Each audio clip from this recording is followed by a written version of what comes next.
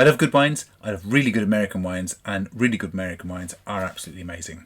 Their journey from the last 40, 50 years through the Judgment of Paris, where they pitted the best Americans against the best French wines, and almost all the American wines came out on top, has proven that the quality is there, and that the mindset and the attitude to making top quality wine should never be questioned. It is a very, very fine way to spend time drinking American wines.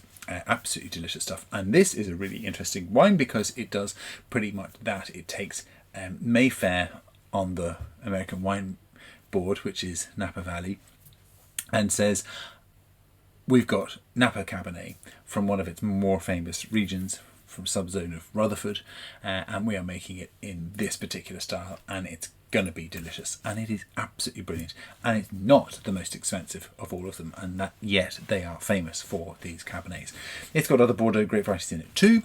It's got Petit Verdot and Merlot, and it is, and I think it also has some Cabernet Franc, but look, in tiny quantities. The point is that it is a complete Cabernet Sauvignon territory that is absolutely delicious. Established in 1980, 1979 was when the family bought it, and there was this little hut, little ranch shed thing underneath a grove of sequoias, and that's where they put the winery. And they started with 5 hectares of Cabernet Sauvignon, 10 hectares of Chardonnay, because they thought the white was going to be more popular. I suppose it was at the time. And they now have a very sizable 24, 25 hectare winery in Rutherford that does to really specialise in amazing Cabernet Sauvignon. They've got some really, really top end things that have been invested in over the last decade or and a half, and they are now a really very, very smart operation. This is typical Cabernet from typical Napa, but the style, what is typical? The style is very much at the more elegant end of it. So it's not a big barnstormer. It's not something that overdoes anything. In fact, it is extremely balanced. You could almost say it was fresh Cabernet Sauvignon from Napa. Come on, no such thing exists. It's really approachable. It's really, really drinkable, which almost sounds like it's faint praise, but it isn't.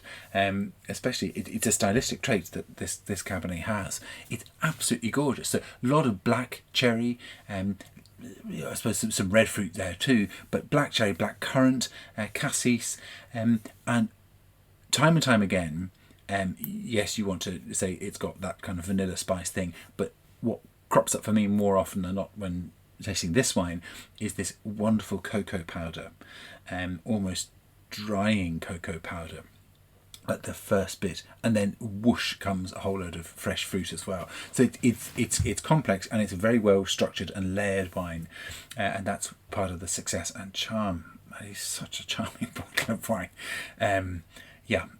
It's gorgeous, and it is generous and full and round and juicy and absolute heaven in a glass. I'll say yes to good wine anytime, but I'll say yes to really good American wine, possibly a little bit more quickly. I really hope that you like this. It's a very, very good example of a wine style that is difficult to get to know through one particular barrier.